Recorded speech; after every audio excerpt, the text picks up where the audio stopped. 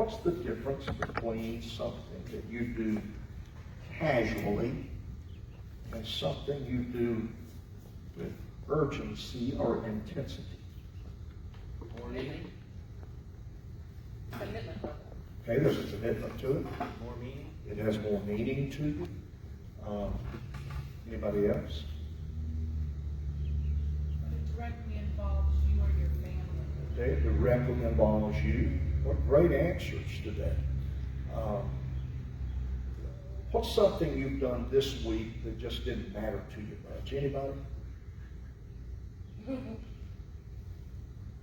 mean, there's casual things, you know, you just get up, you brush your teeth, you prepare, you just do your thing, right? Yeah. I mean, thank you all for brushing your teeth, I appreciate that. But, I mean, and then there's... It would become urgent eventually. Oh, yeah. yeah.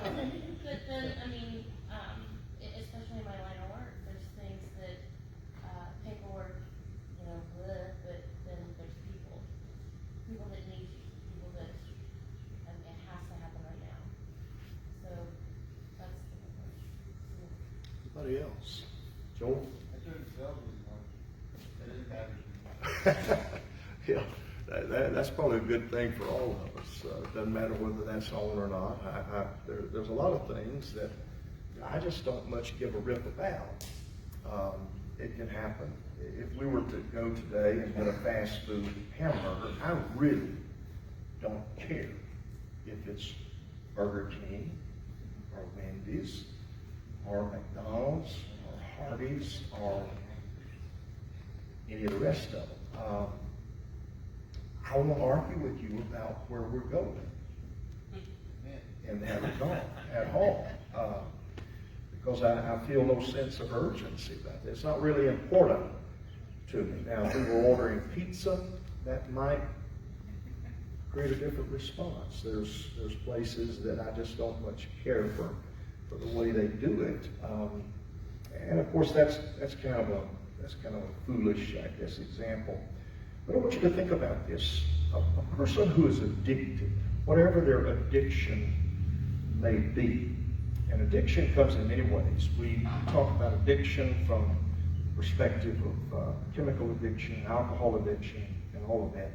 But there are myriad other addictions. There are people who are addicted to new relationships.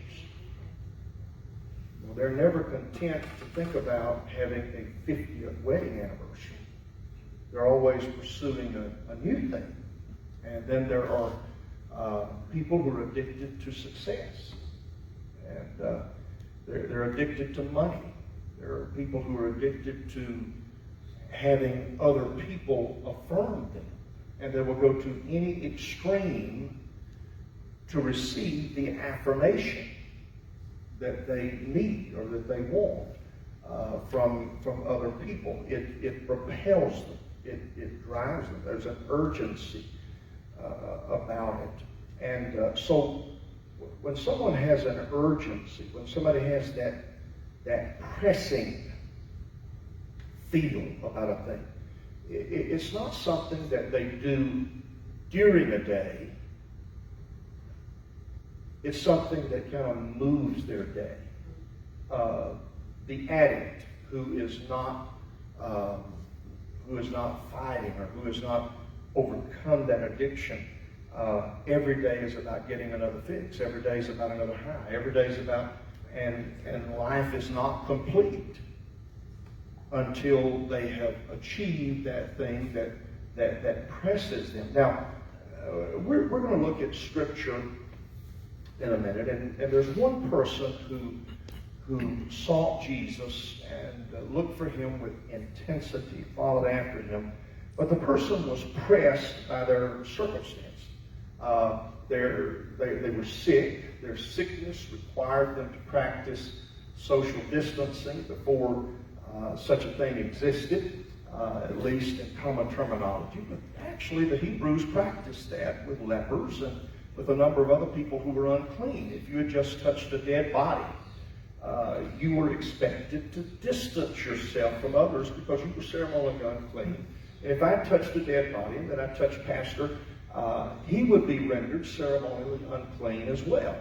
And so, again, they practiced this element of putting distance between those. And this particular person was having to do this because of their sickness. They were financially strapped because in trying to get well, and they tried many things, nothing had worked. Every solution that was available had been tried, but the situation didn't get any better for them. And this was something that was chronic. It was with them. Anybody know who I'm talking about? Yeah. Who?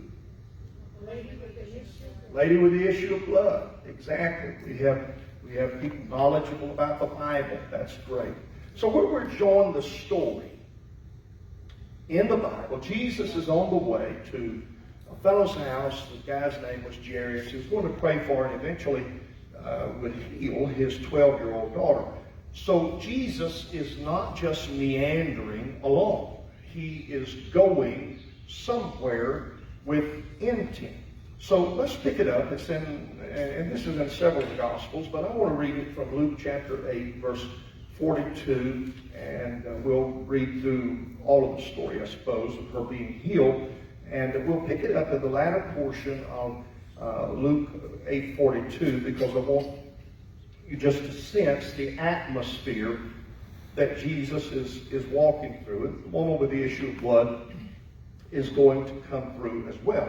But as he went, the people thronged him. So they pressed in, they surrounded him, they were on every side.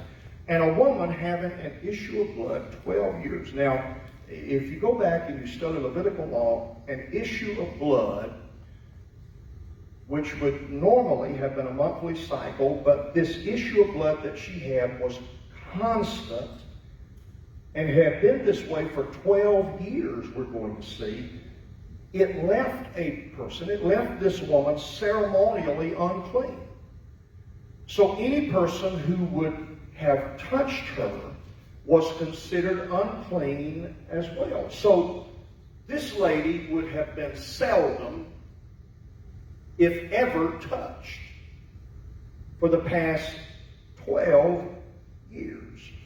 And if you study again and look a bit further, not only was her condition such that she was not touchable, she was not able to come to worship. Her sacrifices were not acceptable because she was unclean. And if you were unclean ceremonially, you could not bring a sacrifice to the temple. And so imagine the inner vacuum there would have been in this poor woman's life. Not just the physical reality, but also the mental and emotional stress and pressure that she was dealing with. Because there could be none who were close to her. There could be none, and so again, she would have felt the tension of all of that. But that's not all. She had spent all her living upon physicians. So what money she had invested in an effort to get well, to find a solution. She was not a layabout who was content to just accept things as they were, but she was trying to get well. She wasn't just depending on her neighbors to bring something for her, and she's looking for a solution. I have a friend who is quite ill with cancer. We need to pray for him. David Tipton is the district superintendent of Mississippi, and in an effort to get well, he has pursued every remedy that could be imagined, things that are not approved by the medical fields of the United States. He's gone out of country because he really wants to be well, as any of us would in that situation or in that circumstance. Well, that's the case for this woman. She has spent her money on finding wellness, but now she is in poverty. She has spent all her money, and things are not getting better for her. So the pressure mounts, and I don't know to what degree her poverty existed, but the normal things that she might have bought or spent money on, she perhaps was not able to buy them any longer because she had spent all her living on the physicians, and neither could be healed of any. So to everything that she did, it was all to no avail. Every effort that she made, there is despair, and I tell you now, there is a despair that comes to people when they have no remedy. When you track the process of grief in someone who know that they're on the way, they have a terminal disease, there is a process where that they are so desperately hopeless, and it becomes an emotional factor in their life. There is a despair of realizing there is no solution. It becomes the press of failed answers, because everything that had ever given her hope that this would make her well has failed to accomplish that outcome. 12 years of this. This woman has to be some sort of hero. This was her circumstance, but she refused to accept it as final. When any solution, particularly those things that didn't have any cost. If somebody would say, if you'll use such and such a vitamin that comes from the bark of such and such a tree, I can see her going to that tree and getting the bark from that tree. She pursued it. She was determined. She was under pressure that was constantly upon her. She was wanting to be well, but there was the pressure of her solution, of her situation. And somehow in the midst of all of this, she hears of Jesus. The pressure of her sickness, the pressure of her despair, the pressure of her loneliness, the pressure of not being financially well-to-do, the pressure of 12 years of solutions that did not work, did not deter her. How many of us would have been deterred because we had tried so many things that didn't work? You know, one of the greatest things that we struggle with, one of the things that has to be part of our effort of evangelism, is to convince people that what the psychiatrist and the therapist and the clinic perhaps cannot do for them, Jesus can do. Right. Yeah. Because when people have tried everything that is available, when they have looked at every solution that could be imagined, they simply reach a point where that they no longer believe that anything can help them. And here's this woman, and so in verse 44 we pick it up that she came behind him and she touched the border of his garment. Another of the gospel says that she came declaring, if I can but touch him, I shall be made whole. And the way the Greek text shows it, it was her repeating it, if I can but touch him, I shall be made whole. If I can but touch him, I shall be made whole. If I can but touch him, I shall be made whole. Have you ever had a situation where that, and I don't know, some of you are young and you won't relate to this at all, but have you ever had, it was a busy, full day, you knew that you were not mentally on top of it, and you were in one room, and there was something you needed to get at the other end of the house, and so you leave that room saying to yourself, checkbook, checkbook, checkbook, checkbook, checkbook, checkbook, because you know if you don't, by the time you get there, you'll have forgot what you went for. I see some of you nodding. I see some of you looking at each other. I think I'm at a point in life where I may need to write it on my hand at times. You know, I got to go to the next room and get such and such. This woman, it was kind of her attitude, if I can but touch it, over and over again. She was not going to be deterred by the sale at the grocery. She wasn't going to be convinced by the colorful garments that might have been in the marketplace. She wasn't going to be, if I can but touch it, if I can but touch it, if I can but touch it, I shall be made whole. If I can but touch it, I shall be made whole. She got it fixed in her mind, and she touched the border of his garment, and immediately her issue of blood stanched. I have some friends, some backsliders. I have a young man that I've invested quite a bit into through his life and mine, and when I have a chance to minister to him, if I see him at a distance, I tell him, son, you don't need to be on the back pew. You need to be in a front chair at church, because if you aren't in a front chair, you get to watching everybody else. And you get to watching everything else. And you find something to criticize, and you find something to be annoyed about, and you find something to say, they don't have God in their life. You need to get it fixed in your mind that this is what I'm going for. If I can but touch Him, I shall be made whole. If I can but touch Him. Get it fixed in our mind that this is our purpose. Yes. You know, we're obviously not here today to hug and to pet and all of that. That'll have to come at another time. But I believe that some of us have come with this in this attitude. If I can but touch Him. And immediately her issue of blood stanched. It stopped. What had gone for 12 years.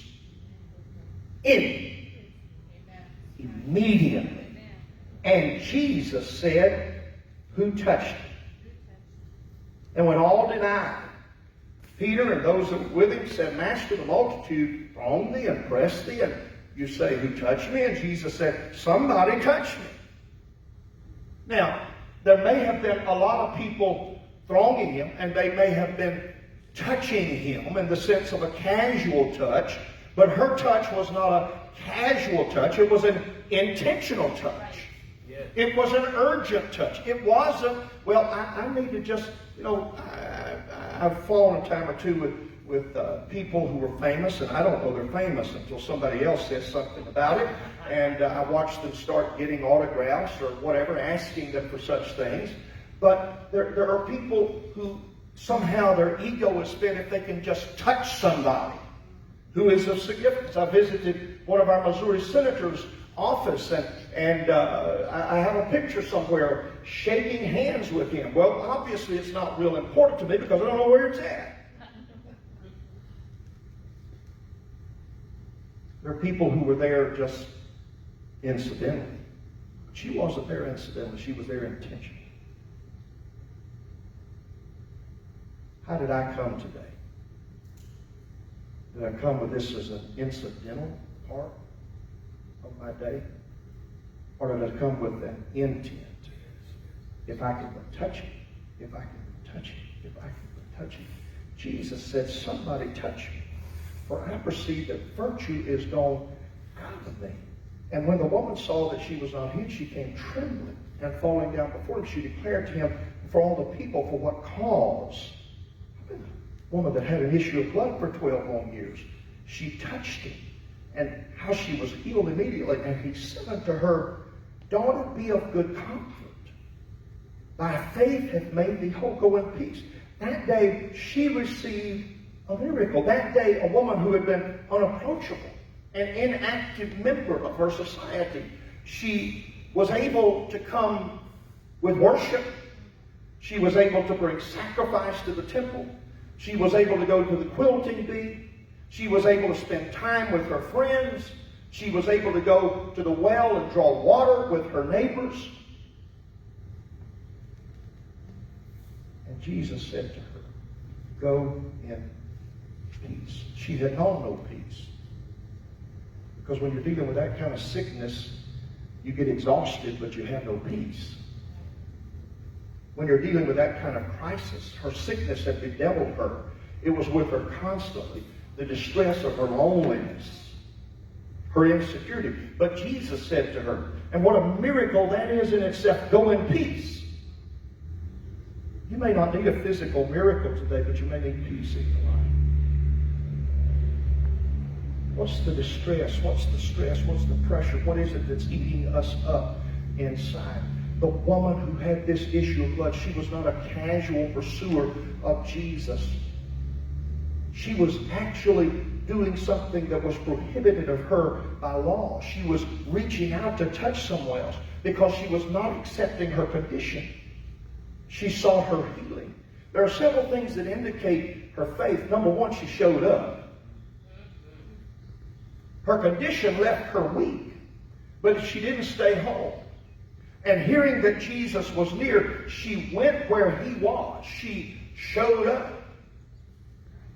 She showed up. Secondly, she was determined. Jesus had these throngs around him, crowd pressed in.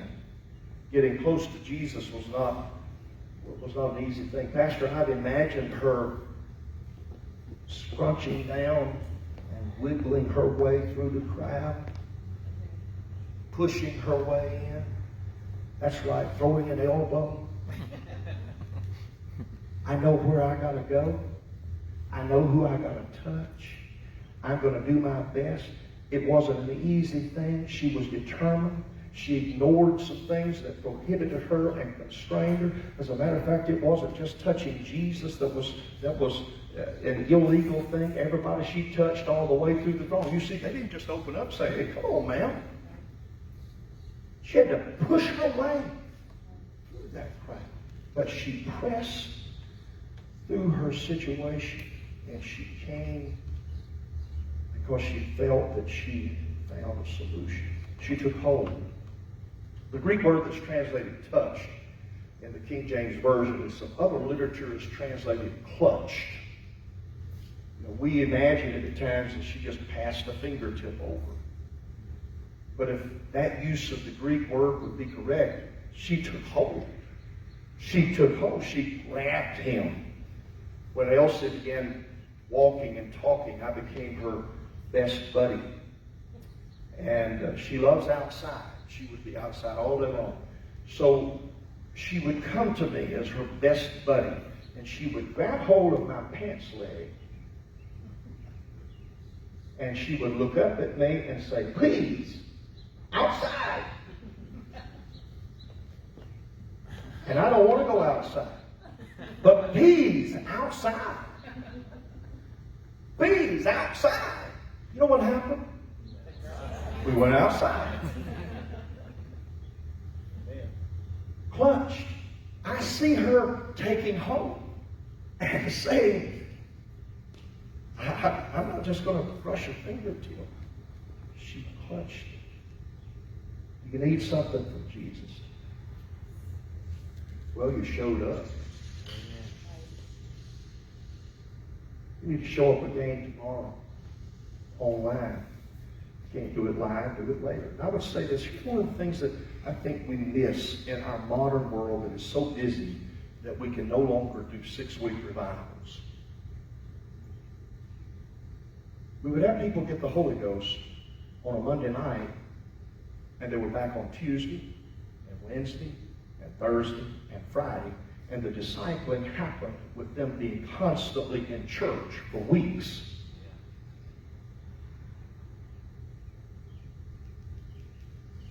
We're not announcing a revival starting, by the way. But don't miss anything where you can get something from God.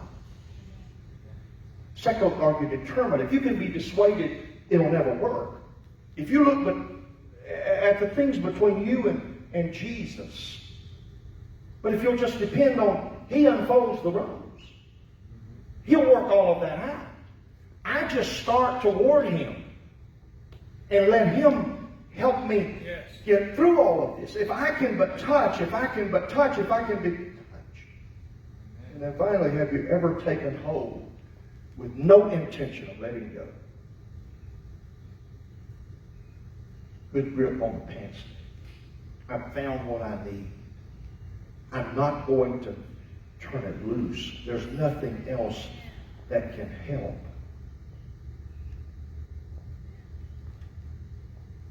On this Sunday, you can have a very similar experience. Our altar feel obviously has to be somewhat different. But God won't let us down, and God won't fail us. God won't turn His back on you. I know you're under pressure, but will you let your pressure press you to Him? God, I thank You for Your people today. They're good men and good women. Pastor Butler and I are so blessed to have them as part of our lives. God, You spoke to me. I felt Your touch last night as You gave this sense of direction for this day. I'm appealing to You, Father, that You know the one was here today, and when we look at them, we don't see the stress that they're under. We don't see the load that they're carrying. We don't see the burden and the grief and the struggle that is part of their life. But God, you know. You know of them. Lord, you're able to speak peace to their life, and you're able to draw them to you, and you're able to build our faith where that we decide, I'm going to touch him. I'm going to clutch him. I'm going to get to him. Nothing's going to get in my way. I'm going to have my personal revival. I'm going to have my personal healing. I'm going to have my personal deliverance. And nothing's going to stop me. In Jesus' name. Let that spirit and that attitude get hold of us today. That the pressure doesn't cause us to crumble, but instead it causes us to press through the crowd. To touch the hem of your garment. In Jesus' name. Let's stand together. Let's open our spirits and our hearts to the Master for just a moment.